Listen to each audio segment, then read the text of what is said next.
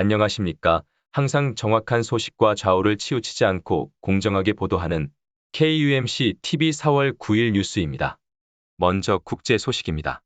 우크라이나와 러시아 전쟁이 미국과 러시아의 대리 전쟁이라고 할 만큼 미국의 전폭적인 지원으로 인해 우크라이나 정부가 2개월째 접어드는 양상에 러시아는 더욱 공경에 빠져드는 양상입니다. 이러한 상황에 우크라이나 정부에 더욱 힘을 실어줄 미국의 법안 하나가 이미 상원의 만장일치 통과 후 하원과 조 바이든 대통령의 인준과 서명을 남겨두고 있습니다. 8일 미국 언론에 따르면 미국 상원은 지난 6일 우크라이나의 무기를 신속히 지원할 수 있게 하는 내용의 무기대여법 LLA Act 2021을 만장일치로 가결했습니다. 무기대여법은 1941년 2차 세계대전 당시 루스벨트 대통령이 영국과 소련 그리고 중국의 무기와 군용물자를 지원해주기 위해 만든 법안입니다.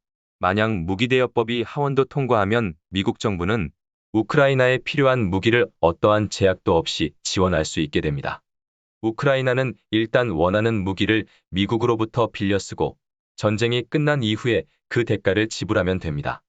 미국 언론 매체인 폴리티코는 이 법안이 하원 통과는 무난할 것으로 전망하면서 제2차 세계대전 당시 히틀러의 나치 정권을 물리치는 데 기여했던 이 법안 시행을 81년 만에 블라디미르 푸틴 대통령의 러시아를 상대로 꺼내 든 것이라고 평가하기도 했습니다.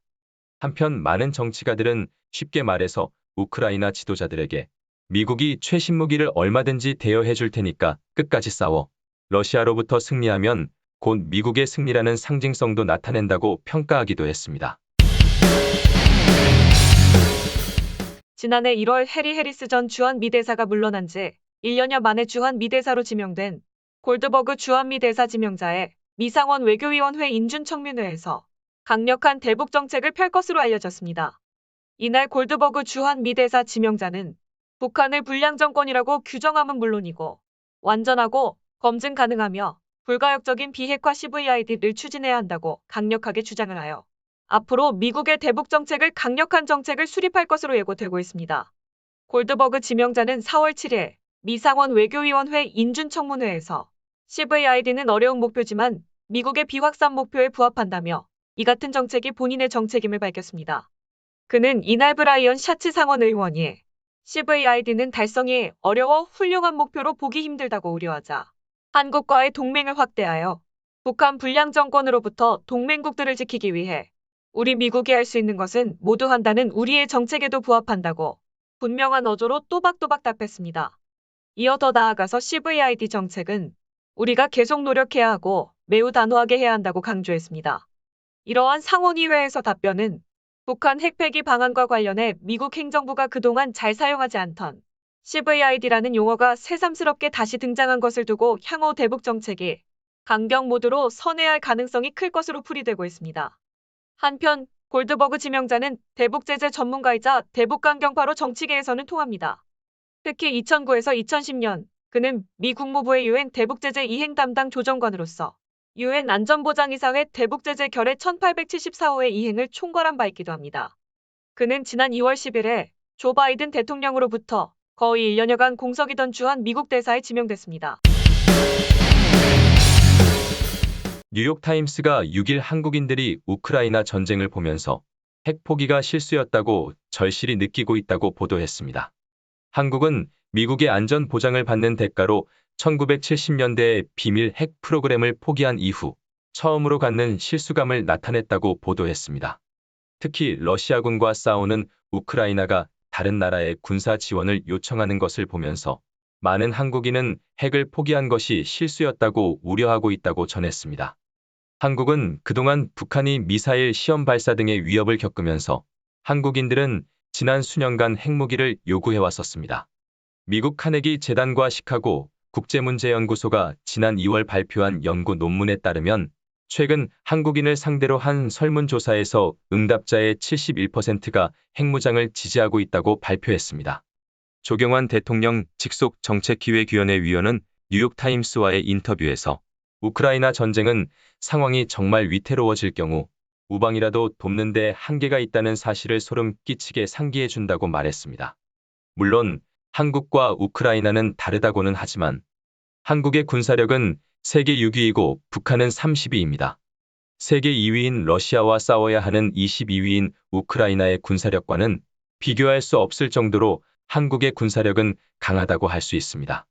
우크라이나는 북대서양조약기구 나토 회원국이 아니고 미국과 공식적인 동맹 관계를 맺고 있지 않은데 반해 한국과 미국은 상호방위조약으로 묶인 동맹이다라고 평가했습니다. 지난해 12월 열린 한미 국방장관 연례회의에서 미국은 한반도에서 전쟁이 발발할 경우 핵을 포함한 모든 군사력을 동원해 한국을 방어하겠다고 다짐하면서 다시 확장된 억제력에 대해 약속했었습니다. 현재 한국에는 약 28,500명의 미군이 주둔하고 있습니다. 그럼에도 불구하고 상당수 한국인은 언젠가 미국으로부터 버림받을지 모른다고 두려워하고 있다고 현지 실정을 자세하게 설명했습니다.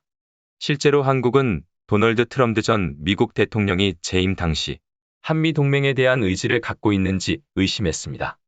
트럼프 전 대통령이 미군 주둔에 대한 대가로 터무니없는 금액을 요구했기 때문입니다.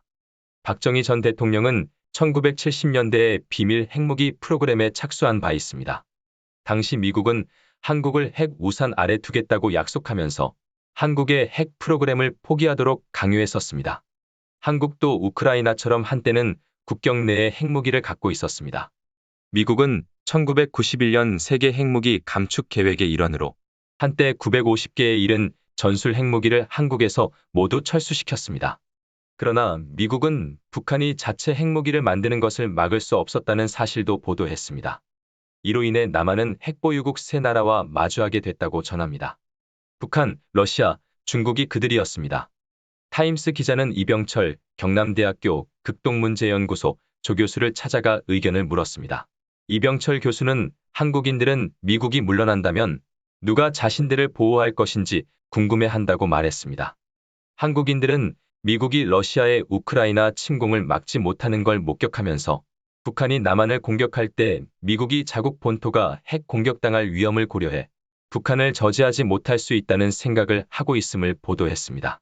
한국의 일부 전문가는 미국이 한국에 더 강한 억제력을 제공함으로써 이 같은 한국인들의 불안을 해소해야 한다고 주장하고 있다고 의견을 제시했습니다.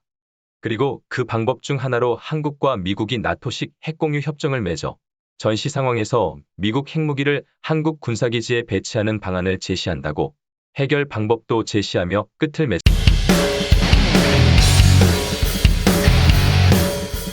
우크라이나의 가장 강력한 지지자 중 한 명인 영국의 보리스 존슨 수상은 러시아에 대한 보다 강력한 제재를 약속하고 우크라이나 젤렌스키 대통령에게 더 많은 방어 무기를 제공하기 위해 토요일 우크라이나 수도인 키이우로 날아갔습니다. 이에 따라 젤렌스키는 다른 나라들도 우리를 도와주는 행동을 해야 한다고 말했습니다. 보리스 존슨 영국 수상은 우크라이나 수도에 나타날 때까지 비밀회의에서 두 지도자는 2월 24일 러시아가 우크라이나를 침공한 이후 그들이 키워온 긴밀한 관계를 강화했다고 발표했습니다. 보리스 존슨이 젤렌스키를 만나기 위해 몇 주 동안 로비를 벌인 것을 끝으로 두 나라의 우대가 더욱 강화될 것으로 보여집니다. 두 사람 모두 기자들의 카메라 앞에서 그들은 러시아 침공 이후 협력한 것에 대해 서로를 칭찬했는데 러시아 정부는 이것을 이웃 국가들을 비무장화하기 위한 특별 작전이라고 평가절하를 했지만 젤렌스키는 러시아가 우크라이나를 파괴할 작정이라고 말하면서 모스크바의 평가를 정면 반박했습니다.